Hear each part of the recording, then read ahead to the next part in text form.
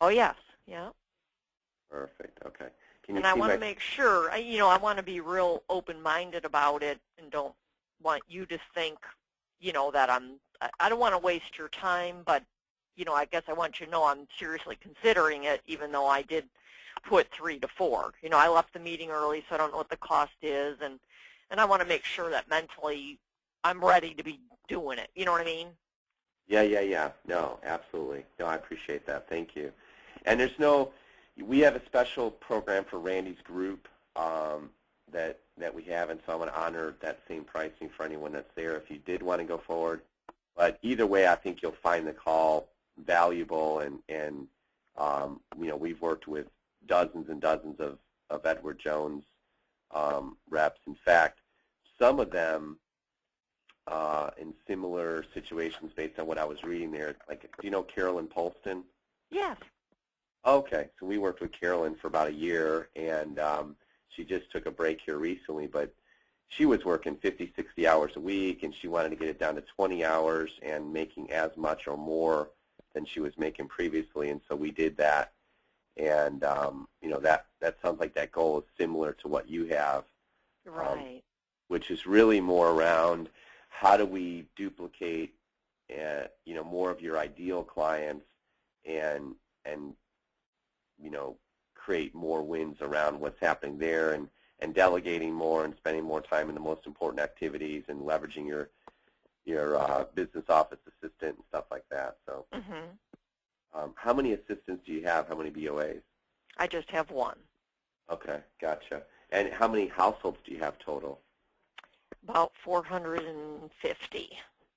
Okay, so that's No, not excuse me, 480. 480, okay. And how many of those would you say are ideal households, like really great matches for you, where they're your ideal clients? Oh, ideal clients. I thought you meant like personality, account size as well as personality, right? Yeah, I would qualify as both, like personality-wise, income-wise. We call it, the demographics and the psychographics. So demographics, the stuff that's easy to measure, but also the psychographics, which is you enjoy being with them, you like their personality, their, sort of the softer skills side of it. Right. Yeah. I'd have to look at the list, but my guess would be it'd probably be somewhere between 30 and 50%. I mean, I have a 30 to 50% of those households I would say would be my ideal clients. I just need, because I've really worked hard. I've done several good night plans and partner plans, so I've gotten rid of a lot of ones that just rub me the wrong way or just no money and high maintenance. I don't take new accounts unless they have 100,000 or more and I like their personality, both criteria. So I've really worked hard to try to keep my households down. Excellent. So I mind the clients and all that. I think it's more, you probably can tell by this MindScan, and I know it's not a personality profile thing, but I'm on the sales hiring team, so several years back when they started, I think they've stopped it now, but they had these personality profile psychological tests for candidates.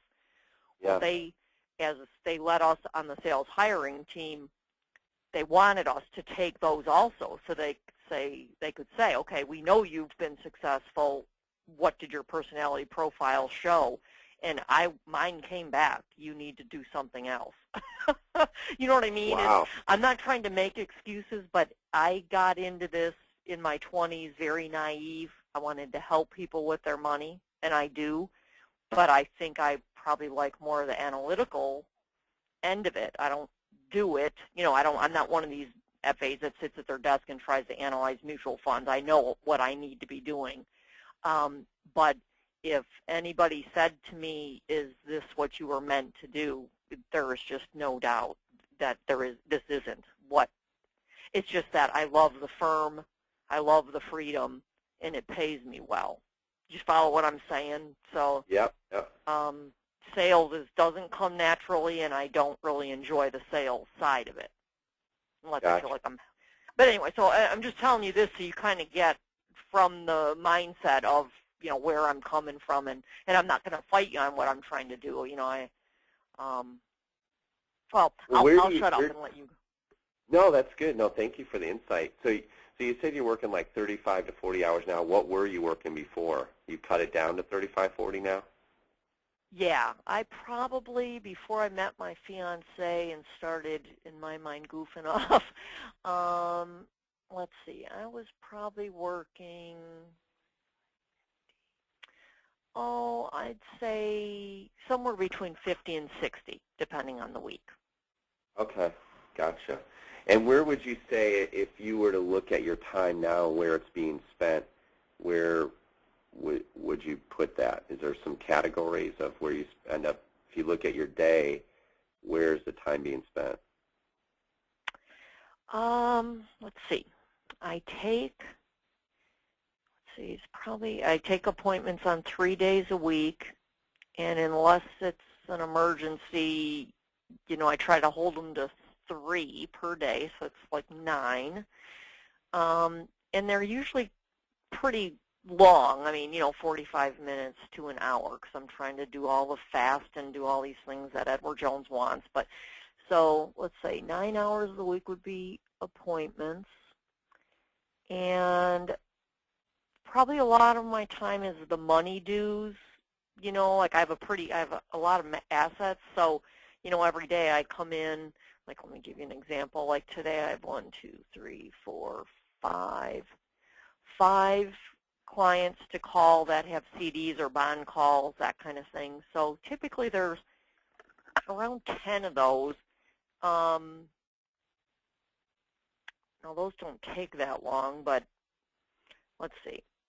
Let's say between the money dues and what I call my regular ticks, I have for every client, and it depends on how active they are, how big their account is, that kind of thing. I have usually like semi-annual contacts, so that if they don't call me, I'm calling them. Looked at your account, and try to look for something that maybe they, did I sell them long-term care yet, or, trying to look for things to keep the relationship in good tact, and do they need to make any changes, sell this stock, buy that stock, that kind of thing. So I'd say that probably is about 2 hours of my day. Okay. And that would include my BOA prints the portfolios for me, so that's including looking at their portfolio and making all the calls. Gotcha. Now let's see, and I'm trying to remember now that I'm hearing your voice. I think were you leaving with another gentleman at the same time? Yes. Oh, okay. I remember that. Now I know exactly who you are. Okay. And I gave you the book in the folder. Okay, and I was wondering if you were at that meeting. You probably told me your name, and I apologize that it didn't. Oh, it's okay. It's Rich. Yeah, I'm the CEO. So usually when I'm doing, when we're doing meetings like that, like with the Randy Bradshaw's group, I'll close up the meetings, which I did there, and then I'll do a lot of the follow-up just to make sure we have good fits with the coaches. So we have 47 coaches in our company. Oh, wow. But I spend a lot of my time on the front end just, to go through, get to know people, and see where the best fit is, based on your profile and stuff like that. So I got you. Oh, good. Good. That's neat to know. Yeah, so you're doing But a it's lot. not random. You don't just assign, anybody to anybody. No, we'll look at, you're, and we'll get into this here in a second, but your profile's really some neat things happening here.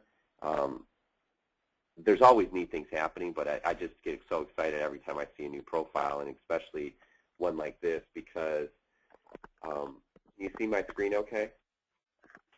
Oh, sorry. Let's see. Let me get off of my...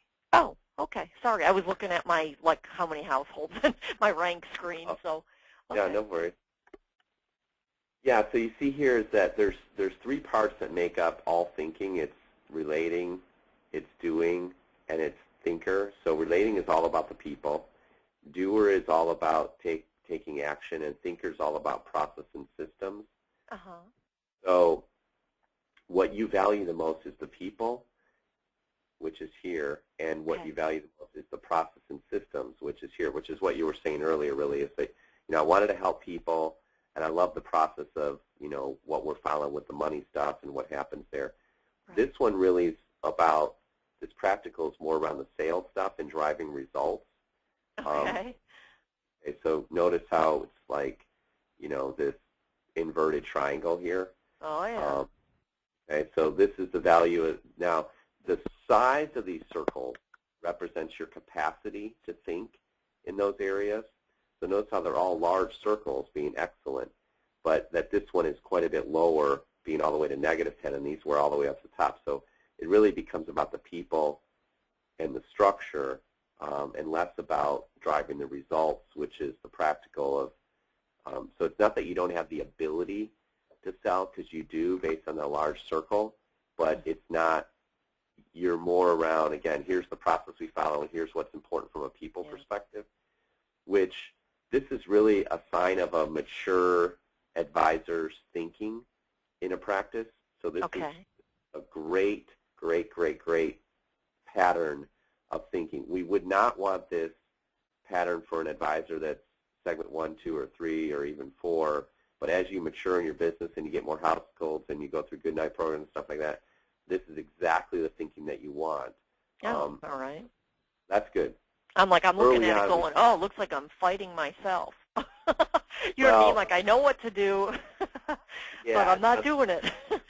What happens into the world. So notice this is like this is the external world up here. Okay. Where you are fighting yourself is what's going on down here. So this is showing that your role awareness, that's spending the time in the right areas within your business, is a pretty small circle. And notice how it's the bottom with this gap here. That's where you've got the opportunity. So that, and also your ability to trust yourself and not be so hard on yourself, there's an opportunity there. And your commitment to the future of your goals and where you want to head and what that looks like. So you're doing a lot of the right things in your business, but there's some things happening within your own dialogue, within yourself, that there's definitely opportunity to trust yourself, not be so hard on yourself, to spend more time just, you'll give it up all day long for everybody else, is what this is saying, but not taking care of yourself. And so, we need to look at, well, what does that mean? How do you take time out for you? How do we, if you were working 20 hours a week and making as much or more than you were making now, what would that week look like? How do we design that week? How do we lay it out from a structure standpoint, from a self-direction, really spend some time there? And then what are the most critical roles that you play? When we look at roles, we like to look at your sweet spots, which is the intersection of 3 Ps. This is your purpose, what you're most naturally gifted at doing, your passion, what you enjoy doing the most, and your profit, what generates the most income. And what we found with top advisors, these are advisors that are making $5 million or more in personal income per year, is that they're spending 80% or more of their time in no more than 3 sweet spots. So this would be, for example, your ideal clients. That might be your first one. Your second one might be, for example, strategic alliance partnerships like CPAs or attorneys. And maybe the third one might be client appreciation events for new clients or something like that, or centers of influence. So just some ideas of what they may be. We'd have to figure that out with you, but you should be spending 80% of your time in these three areas, whatever those are for you, and that's the intersection of your passion, purpose, and profit. Okay.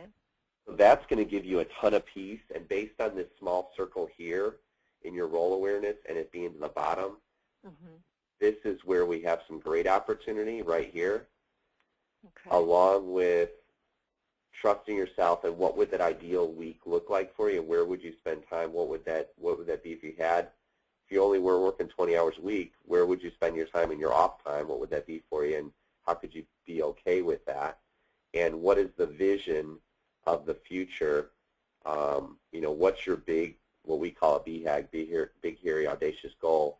What does that North Star look like for you? Like, ultimately, where do you want to go as you move from success to significance? What does that look like for you? So those are the places that we would spend some time. Okay. Questions or thoughts there around that? I guess a question would be and I guess maybe I'm asking in general, do you change the FA's thinking? But, if you said to me, what direction do I want to go in, what do you think when I say I want to retire? You know what I mean? Is that something that maybe you would help me change my attitude so that if I do only have to work 20 hours a week and I'm loving it, instead of working 35 or 40 and hating it, is that something you help me with? Or is it something that you would say, well, that's okay, nothing wrong with retiring, but we'll make the last 2 to 5 years really good?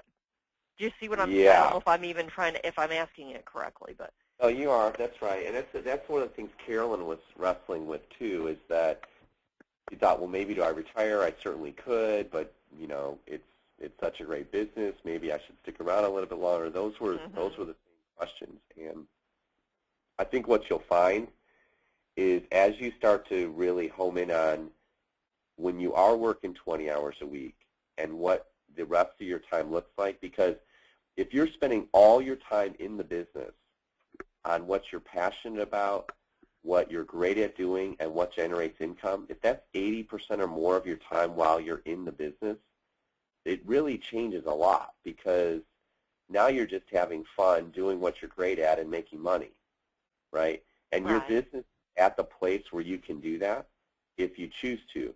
But what you've set up is your own, barriers to making that happen. So to me, the first step is how do we make the shift where you are working 20 hours a week and having a blast while you're doing it, and then see how the cards lay out. In Carolyn's case, it turned out that, oh my gosh, I'm loving what I'm doing all the time. I'm taking way more time off than I ever did before, and I'm making as much or more than I was previously. So wait a minute, Wow. maybe I'll stick around a little bit longer, because it just play out. So she's taking a lot more time with her husband. She's going on more bike rides. She's working out more. She's, spending more time with technology. She wants to do more art stuff, more gardening. I mean, so that stuff's happening. But when she's in the business, she's also enjoying it a ton more too, because she's not caught up in this other stuff. Like, she felt like, oh my gosh, Edward Jones has all these things I've got to keep up on all the time. If I'm not, I don't feel like I'm doing my job. Well, some of that stuff is just her own headset around it, Right. and creative. Oh, yeah, you feel like you can't do your regular job because there's just constant wires coming in and do this and do that, and it's like, good gracious. Right. So, yeah, and that's what it really is looking at. Well, what does that really mean, and how much time is required in that area to do that? So it's time blocking, and it's really looking at, there's a couple great tools that you'll love. One is the sweet spot analysis, which I started laying out here. Another one is looking at your ideal client profile, the demographics and psychographics. Another one is the time blocker, to start to look at, what are the urgent and what are the important activities that are happening. So we start to look at tracking your day for a 2-3 week period of time and saying, okay, wait a minute, is this really important, or is it just because I've always done it this way, or because Edward Jones says I'm supposed to do it this way that I'm doing it that way? I mean, what really do I need to do here to feel like I'm serving my clients in the best way, as opposed to just doing it because it's been that way for so long? right. Okay, yeah, that would probably be enlightening. Yeah. I think that'd be good. And so basically we build out a plan with a lot of these tools, and it looks, sort of like this. We start with, what is that vision overall that you're after, and then what's the mission behind that? Why do you want to do that? What does that really mean to you? So for you, it might be, hey, I want to, increase my ideal clients by, 12 more this year, and I want to work 20 hours a week within the next 3 months. That might be it, and then we got to look at, well, why? Why is that important to you? What does that mean to you? And then what are the core values that you really stand for within your business? We put here, and then how are we going to measure your success? In Carolyn's case, we measured the success by how many hours she was actually working, and her income, was it at least stabilized or was it going up? And in her case, she had a lot of opportunity to add more term insurance and some other products to what she was doing. And she set up a grid. She said, here's the deal. I'm only going to do this many reviews. We stopped calling them reviews. We set them more as, client appreciation meetings or, client connection points.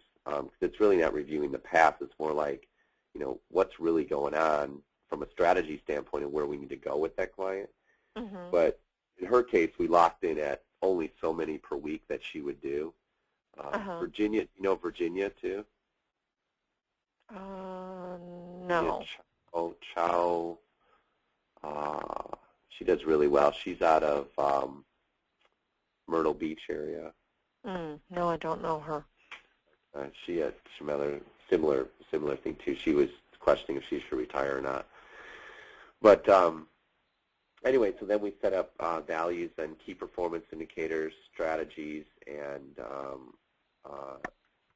projects and critical activities. So basically, when you're done, you end up with, similar to that you do with your clients, is a whole plan of execution of how to achieve your goal up here. Okay. And then within that, some of the key tools would be the SWOT analysis, the ideal client profile, the time blocker. I'm just thinking offhand based on this profile. But honestly, Kathy, I mean, this here is absolutely perfect for where you are at this point and what's happening. This stuff internally in your head is what's getting. It's all the stuff. Is what's holding me back, huh? It's the stuff in your thinking internally. Because into the world outside, you're doing the right stuff. I mean, it's about the people and the process, which is, that's how you duplicate a business effectively. It's by leveraging your people, your BOA, your clients, and good night programs and stuff like that, and then putting structure and process that creates duplication. And this one, so you're not all about just results at any cost. You're very cautious before taking the action. You want to make sure it's right. But this stuff here, your roles, definitely opportunity, and definitely opportunity here and here. So. Okay. And would you say, and this is probably going to just confirm all the bottom charts, but is one of your main tools, your company's main tools, us asking for referrals? I ask for referrals in a probably more roundabout way, and I get referrals, and I can see where the benefit in that is. But when was it John that was speaking to us? John? Yeah, John Lucas. That is okay. When he gave an example of how he asked for a referral, there is absolutely no way my personality would be able to do that. Every time I've tried to do that, people say, "Oh, your clients won't be," it totally makes me uncomfortable. And it's funny because my first client after that meeting was sitting across from me, and I'm thinking, okay, ask her for a referral. And I guess I didn't, and maybe this is my mindset. If I ever went to my CPA or attorney and they laid that on me, I would be totally offended. I would be like, I'm not here to have to think up names for you. You know what I mean? So I think that's where my mindset is. And so I'm thinking, well, if a big piece of finding this ideal client is, and maybe you can train me how to ask for the referrals or get comfortable with it, but I think that, again, you're going to go right back to my personality. And I know in my heart I would not want my relationships people asking me for referrals. Yeah. I just think if it's my time, I'm paying you, I'm here to help. you're here to help me. That's what I'm paying you for. I don't need to be thinking of names. Now, on the other hand, I think clients do, and I'll say it like, if I had a client that was in the other day and he's retired from Kimberly-Clark, and they're like, the men out there are like women in a hen house, chickens in a hen house with their gossip and all that. So that I felt comfortable to say. He said something about you helping us make these decisions, and I said, well, if you have any guys that are still working out there, that are going to need this help, let them know, or, let me know, and I'll be happy to call them. And, so it wasn't a direct ask, but, so maybe it's something you can train me on, but, I'll tell you up front, if that's like a big emphasis for you guys, you're going to have a real hard time with me. You know what I mean? Yeah, and okay. I'm trying to wonder, is there a way around that? Yeah, yes, and but I think there's a couple parts of that. So let's take it forward with us, for example. Let's say that you started working together. We started working together, and 6 months down the road, you're working 20 hours a week, and you're making $100,000, $200,000 more annually than you are now 6 months from now. And we have a conversation and say, hey, Kathy, it's been 6 months now. It's really good. I'd love to just have a conversation with you about what's worked so well with our relationship. And you say to me, gosh, Rich, Pro Advisor Coach and what you guys have done, it's been amazing. I'm working 20 hours I wanted to. It's really great. I'm making more money. It's really worked well. And I say to you, well, who else at Jones do you know, other women that are in that similar situation that have, kind of at that segment 5 level but are working crazy hours and would like to make a little bit more money but don't want to keep working the 50, 60 hours a week? Do you know some other ladies at Jones that fit that description, like friends that you connect with, maybe women or men at Jones? Do you know? I would not be offended by that. Nope, Exactly. You just said it in a perfect way. Yeah, that's right. Okay. In fact, it's just future pacing. You're already like, oh, yeah, I know my friend, da-da-da, and I know my friend, right? You were already coming up with names, weren't you, in your head? Can you think of other people that are in similar situations, segment 5, that are working too much and not making enough? It's probably any of us, you know what I mean? Yeah, a lot of them, right? We get, give you an idea, as our firm, following this process, we get an average of 100 favorable introductions per week. Wow. So, and that's not unrealistic. An advisor should be getting, an advisor that does the process well should be getting a minimum of 6 favorable introductions per qualified, committed, and coachable ideal client per year. Okay, so per year, okay. Per year, okay, so that's on the lowest end. So if you're saying, because the average is 9, it should be 9. So if based on your book, if you've got, you said what, 420 households or 480? I think it's 480, yeah. 480, okay, so you got 480, and typically it's about 20% that make up 80% of your revenue. In your case, it may be higher because you've gone through a couple good nights, but let's just go on the low end. Even if we're 10%, you're looking at, 48 QCC ideal clients that you have in your book that they want to help you. They want to know they're making a difference in your practice. You've been with them for a long time. They want to contribute, and you're actually taking something away from them by them not being able to do it. So if you identified those 48 that really were qualified, committed, and coachable ideal clients, and had a conversation with them, how many of those 48 do you think know for a fact that you want to grow your business but work a little bit less hours?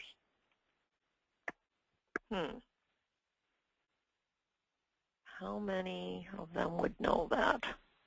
Yeah, how many would know that? If I went and asked those 48 and said, hey, do you know that Kathy wants to grow her business? In fact, let me be more specific. How many if I said, do you know that Kathy wants to grow her business with more ideal clients like yourself? Do you know that she wants to do that? How many of those 48 would say, oh, yeah, for sure she does? None. I would think they'd all go, well, yeah, I guess she does, but, yeah, not one would know that's on my mind. How many if I said, did you know that you're an ideal client for Kathy? How many would say, oh, yeah, I know that? My top 48, Um, I would think that, boy, I might be, naive about it. I would think that almost all of them would know I feel that way. But maybe Okay. I'm being naive, you know what I mean? I think Okay. sometimes it's just the way you said the referral thing. I'm like, oh, yeah, that wasn't offensive. So, yeah, Let's maybe I say just think they should know that. okay. Well, let's You say know, let's say it's 100%. Let's say they all know that. They all know that they're ideal because they all feel special. What if I then asked them, well, what is it that Kathy brings that's unique? What's different about her than all the other advisors that you could be working with? What does she bring to the table that's different? Could they articulate that to me in a way that would be the same for all of them? Well, the comments I get back is that I always have their best interest at heart and I don't push. I'm not push. Okay. I don't try to just sell them something. That's the comments I've heard, but I don't know that they'd all say that.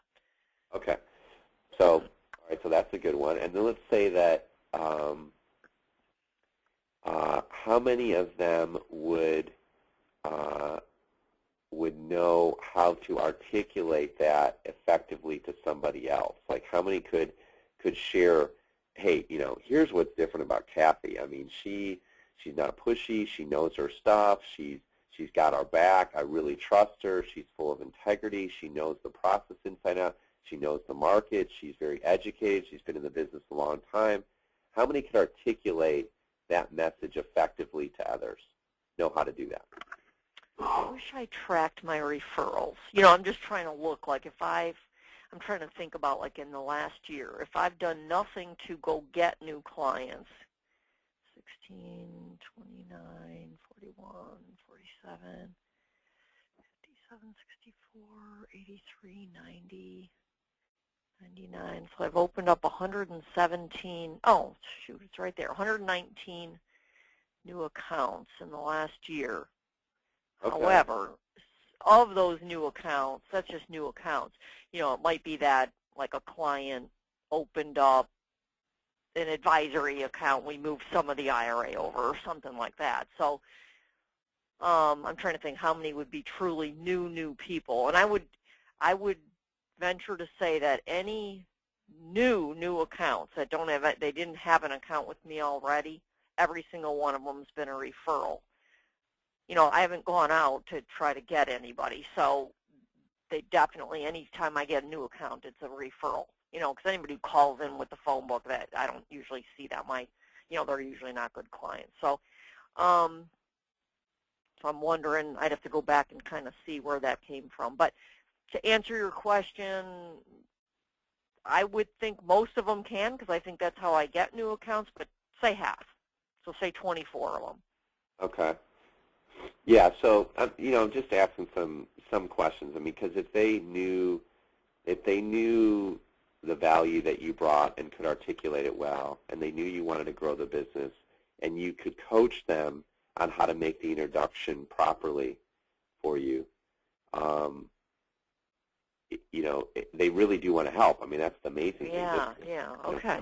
Now, you've got them. So if there's 48, you should be getting, what is an average first-year commission for a new ideal client for you? What is that?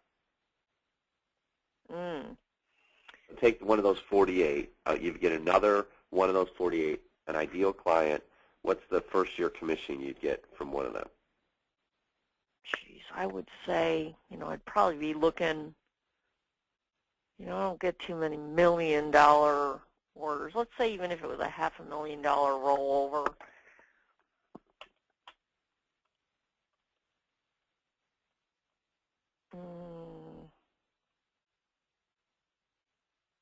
So probably, let's just say on the low end, 10,000 gross. Okay. So let's say that you have 48. At the very lowest end, it'd be 6. So let's say 48 times 6. That'd be 300 favorable introductions in the next 12 months. What's your close ratio? If you had 300 favorable introductions, how many would you close? Oh, you mean I could get them in front of me? Yeah. Oh. I don't know, but it'd be pretty high. I mean, you probably have a better feel for what the real numbers are, but, Usually if I can get them in front of me, it's pretty good.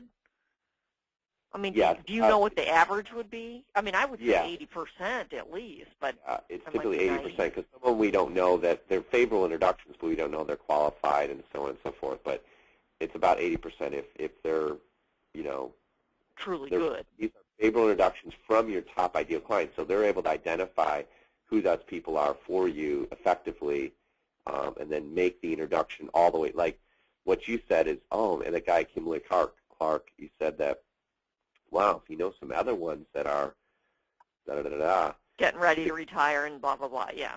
Yeah, the conversation could have gone, you know, is he a new client or existing or what?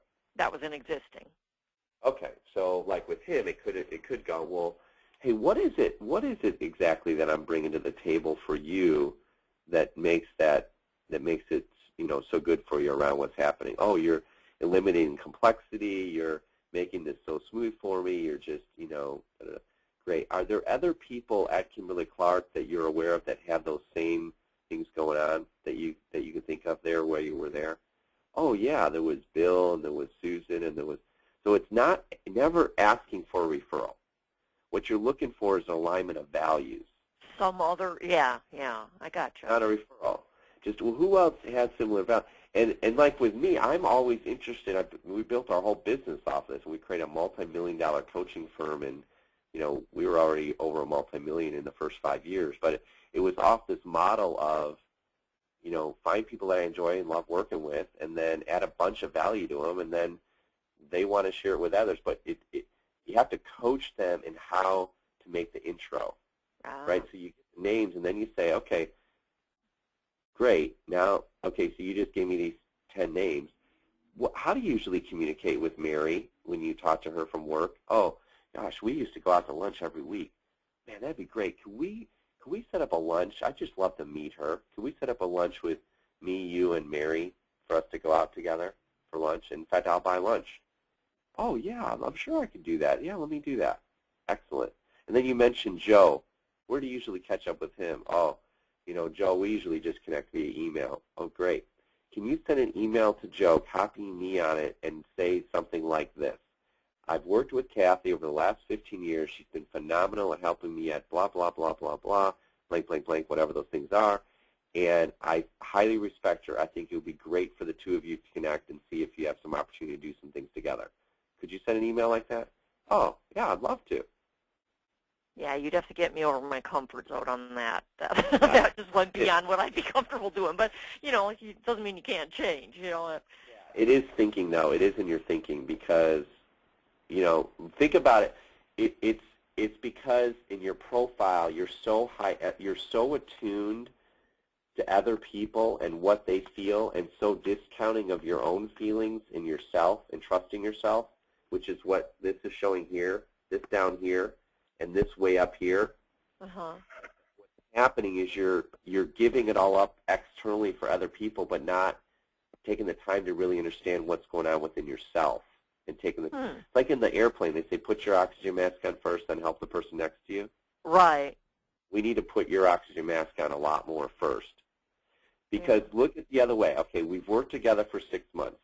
You're working 20 hours a week. You're spending more time. Is it your husband now or your fiance? Still fiance. Still fiance. Okay. So you're with your fiance more. You're taking more time out for you. You're working out more if you want to. You're reading more. You're spending more time with hobbies. You're making more money than you were before. You have more ideal clients. And 6 months from now goes by, happy as could be with what's happening in our relationship. And I say to you, hey, do you know some other advisors that were in a similar situation to you where you were 6 months ago? And you say, oh yeah. And I say, well, who are they? And you say, oh, well, there's, you know, Jim and there's Sarah and there's Mary or whatever those names are. Yeah. Great. And then I say, well, what would be the best way you think for me to connect with them? And you say, well, gosh, let me just drop an email to them. Or you say, when's the next time you're in town? And I say, well, I'm going to be there doing a conference on such and such date. Do you think we can catch up for some coffee or something while I'm there? And you say, yeah, sure, let me make that happen. Does that seem intrusive or evasive at all? No.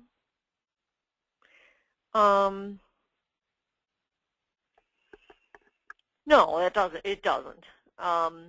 So what's happening in your head right now as you slow down to answer that question? Yeah, because I'm like, I wouldn't want, if I was like, let's say Randy did it that way, and then all of a sudden I get an email from Randy, and then you're calling me, I'd be a little put off, Hey, look at that situation. We coached Randy on how to create that event and add value to you guys. Was it a good event? Yes, but it was a non-threatening event. Even though I knew you guys are up there trying to sell to us, at least it was in a group setting and you let us come to you. Yeah, and even right now, do you feel threatened at all, or do you feel like we're pushy or it's too far? No, I'm still in control. Yeah, that's right. So, yeah, right. So same thing, though, but we coached Randy, and we do lots of that stuff, and it's same thing with you. So you could do a client appreciation event. If it was just on a phone with an advisor, we were talking about this, that he said, "Gosh, a lot of my retirees are gardeners. They love to garden." Mm-hmm. I said, "Great. Well, why don't you do an event around gardening, and have them bring some of their friends because they're going to like gardening too." Yeah. And then at the very end, you do a little card and say, "If you're interested in talking to us some more, check this box, and I'll follow up with you." Right. Yeah. Now that I could definitely do. Yeah. Well, that's all we did. I mean, we just said, "Hey, a lot of advisors are interested in growing their business. Let's do a little event. If someone's interested at the end, they'll take the MindScan and we'll follow up with them." Right, right. No different. That's true. Now, your business has to be like my business, that some turn into great clients and some don't. So what would you say is, I know Randy's done well and Carolyn's done well, but you have to have some that don't do it. And strictly because of them, you know what I mean? Like you get people who get hyped up about going on a diet and then don't stick to it. You know what I mean? Like what's the ratio of people that do sign up that something improves? And when it's I feel bad. Like I think, boy, I should want more money. And I would never turn down more money, but like when you're talking and saying, 6 months from now I'm working 20 hours a week and I'm making 100,000 more or 200,000 more, that'll be great. But definitely the money isn't the motivation. You know what I mean? Right. Well, that's I'm not against money. But yeah, your practical's down here. So the results part is not really what's important. What is going to be important, though, is if you take care of yourself better and you're enjoying what you're doing more at work, you will serve other people better and be better overall. If we fill your tank more internally here and here, you're going to be so much better here, and you're going to love yourself way more down here. So it's just good for everything. Right. Yeah, I was going to say everything will happen, better that way. So, but anyway, so back to the question about the success rate of, Yeah, I was on a call with a guy this morning from Edward Jones, and I said, "You are not coachable, and at this point you're just not coachable, and it's just not a good fit. I don't think you should spend your money, and I don't think you should." I mean, it's nothing against you. I'm just reading the profile, and you're kidding me. No, it wasn't a good fit, because if this is up here, in fact, 2 days ago I was on the phone with someone from Wells Fargo, and I said it's just not a good fit, because if this one is up here, all the way to the top, and this is down here, and these are all right in here, it's just not a good fit. It's just, it's like I'm sure you've had clients where you said, it's just not a good fit for where you're at this point, or maybe you recommend someone else to them. Right, right. So, I mean, I know that based on thinking that, it'd be a bad situation for us, bad situation for them. So, for best we can, we try to stop that stuff before it ever gets started. It's just not a good fit. So, now, in your case, you are a good fit only because you value people. Even though the conversations will all be about you, you won't want to let the coach down around the assignments and the things that you're working on, even though they'll all be about you. So it's kind of a way to work on you, but not wanting to let someone else down, which would be the coach, because you don't want to let people down. So we kind of drive through what you value to lift up this stuff internally up. Oh, okay. Okay. Then, and how long, like, do you have, like, most people stick with us for a year, or it's just up to each person? Yeah, Do you see what I'm saying? I mean, yeah, it's a year program, but it's also, at any point during the program you say, oh, I want to take a break or I want to stop, you can do that. But we recommend that you think in terms of a year commitment, just because it takes time to, for example, you'll fill out the sweet spot analysis and you'll go, oh, okay, gosh, I get it. Okay, now you have the awareness. Well, the next thing is going to be, how do you start tracking and measuring to move towards the 80%? And that just takes time. So now you track and measure it, and maybe you're at, well, it's going to take, say it takes, an hour or so to fill out the tool. Then we spend an hour looking at it together, and then you say, okay, now I got it. So now you're in 3-4 weeks. Then you say, okay, now I want to implement it because I'm only at 50%, and I want to get to 80. Well, then you track and measure over the next month, and you say, oh, gosh, I got it up to 55%. Okay, well, what's stopping you from doing that? Okay, I see what's stopping me. It's because I'm just doing these old patterns, and I need to break those. Okay, well, what are the old patterns? How do we create an awareness around that? And then we get it to 60%, over the next month or two. And so that's just one piece, but then you start looking at, for example, the time tracker around, are you spending time in the important stuff versus the urgent stuff?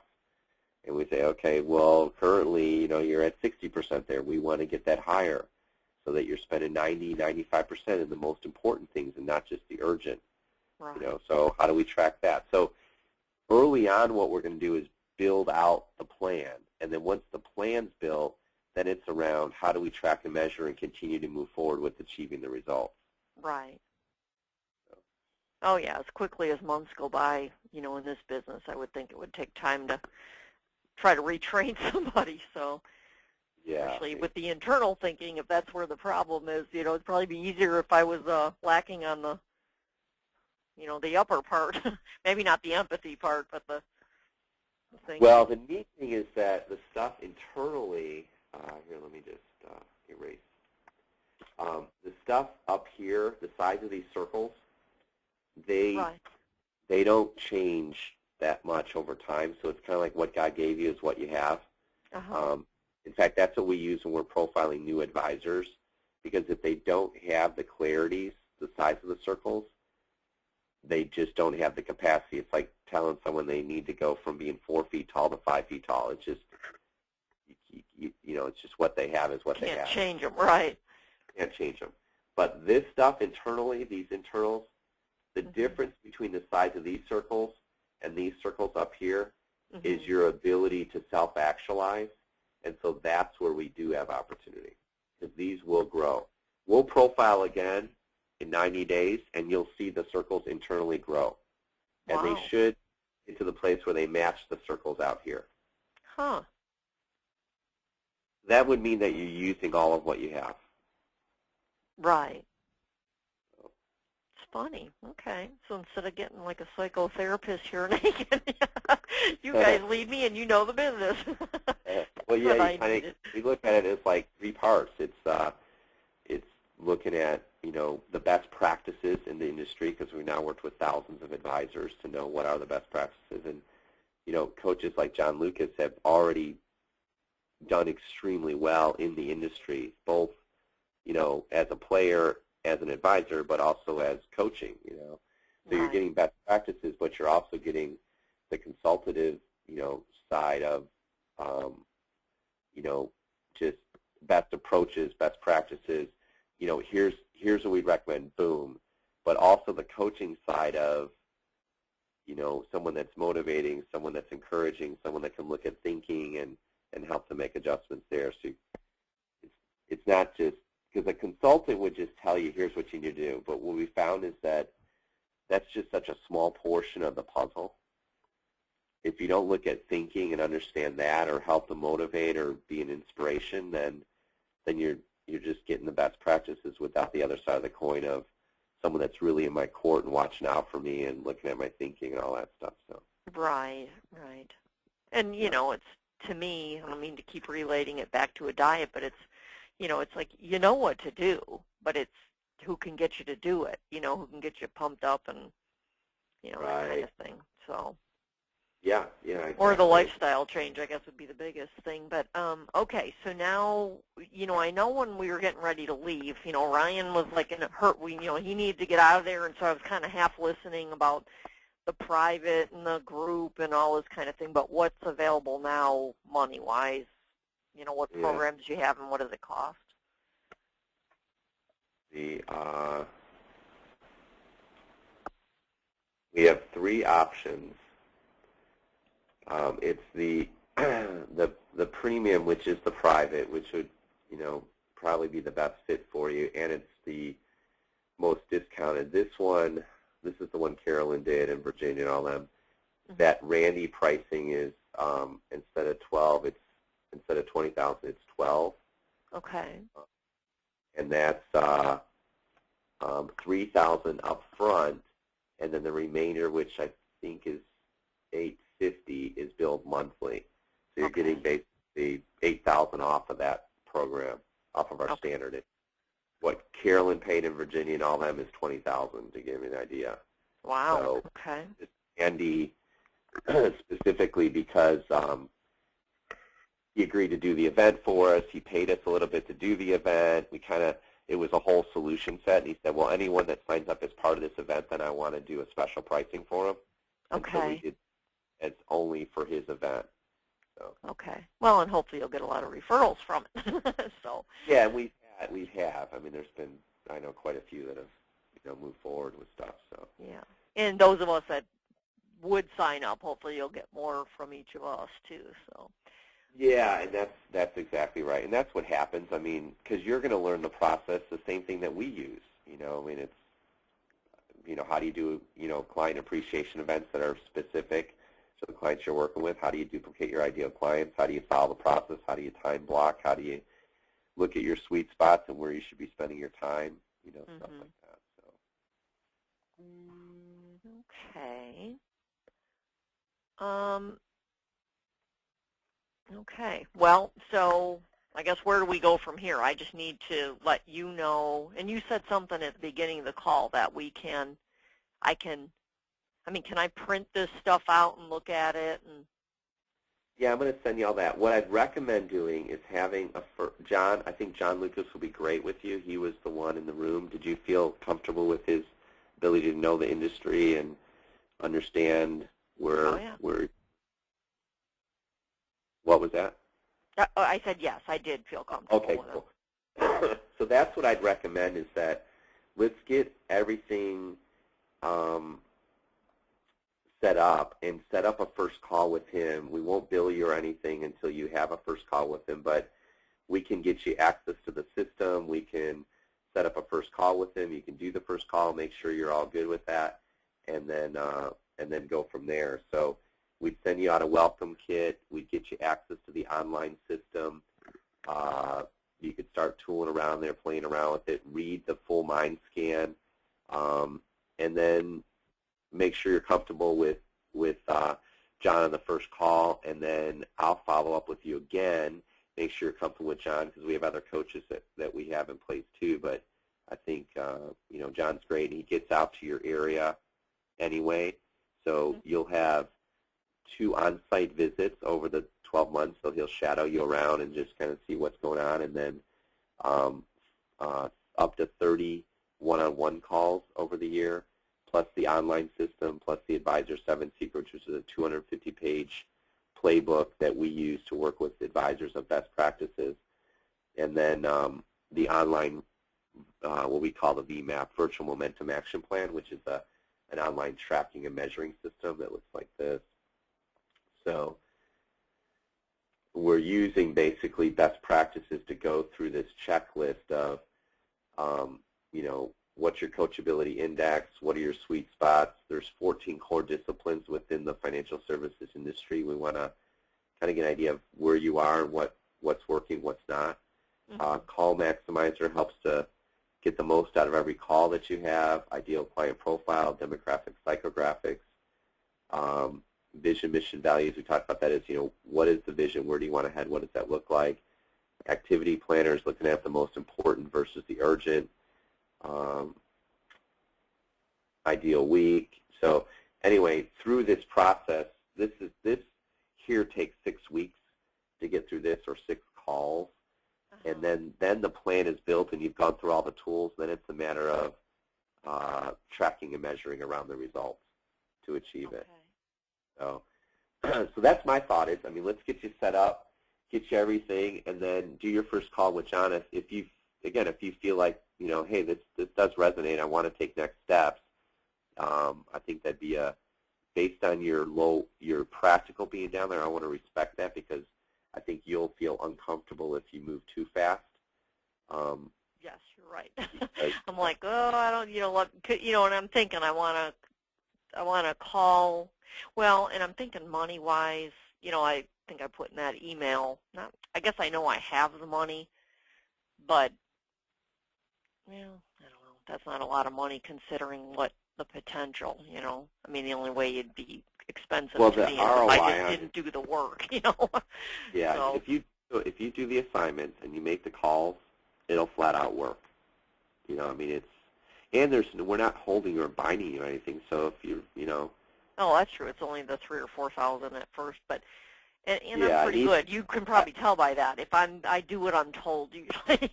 I mean, unless it was unethical or something like that. If I commit, I'm gonna commit and do it. But yeah, exactly. I guess I kind of wanted to call. I think I wanted to call like Randy and Carolyn and just kind of pick their brains and that kind of thing.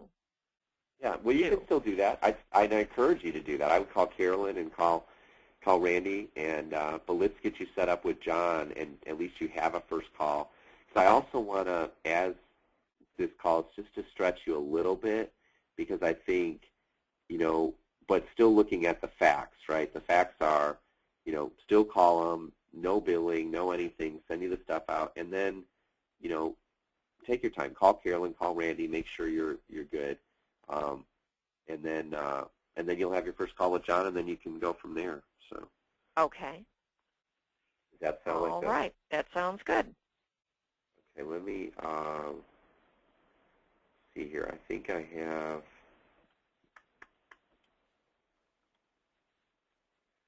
Yeah, does this information all look right here? So I've got your phone number, 803-649-5138.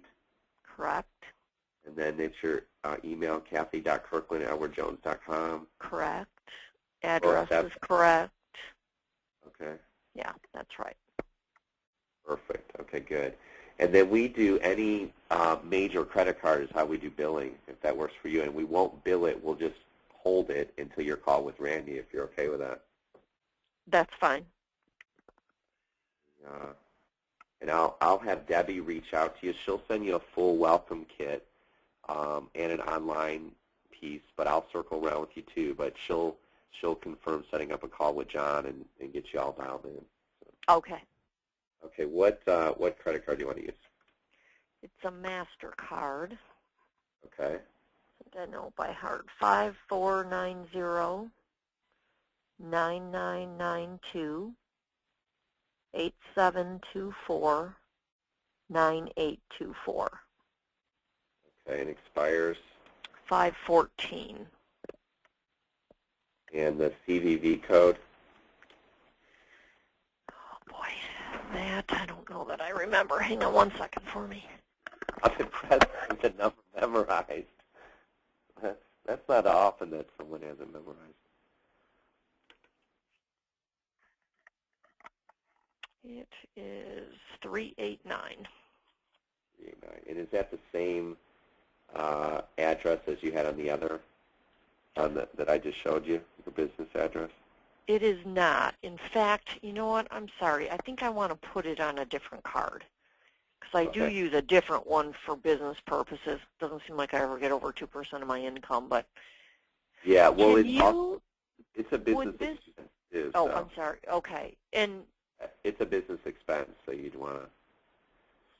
Yeah, definitely. Yeah. And are you familiar with our business expense plan? There's no way we could do it through that, can we? You can do it as pre-tax dollars, too. I think that's what Randy did. Yeah. Shoot, I wish I knew I was going to do it. But how did he do that? Did he give you a credit card number, though? I think what he did is he did that, and then we invoiced. They set it up, and we invoiced Jones, and then when Jones sent the check, then we cut him a check back. I think is what we did. I don't know. You may want good. to I'll try to figure that one out then. Yeah. Okay, so then it's still a MasterCard. Okay. 5466-3270-1520-0374. Expires 6/13, and the code is 769. Okay. Perfect. Okay, and is that the same address then?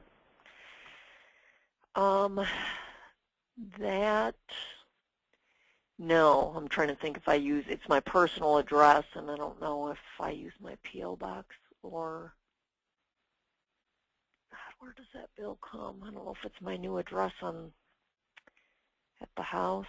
I think that is still my P.O. box, which is P.O. Box 2664, Aiken, 29802. 2980292. 29802. Got it. Aiken, A-C-O-N? Oh, no, I'm sorry, A-I-K-E-N. South Carolina? South Carolina. Okay. Got it. All right, good. And then I'll have Debbie reach out to you via email. She's from our office, and she'll get you all set up with a call with John. Is there a time or a day that works good for you next week to meet with John? Like maybe a couple options? Usually Thursdays are one of my better days that, I don't have client appointments and all that kind of thing. So. Okay, Thursday. How about we do, say, Thursday at 10 a.m.? Okay. We'll just put that down as a tentative, and then I'll have her confirm it. Okay. All right, good. And you've got my number, too, at the office, in case you need to get a hold of me. You have our main number, the 704-752-7760. You got it. Yep. Good.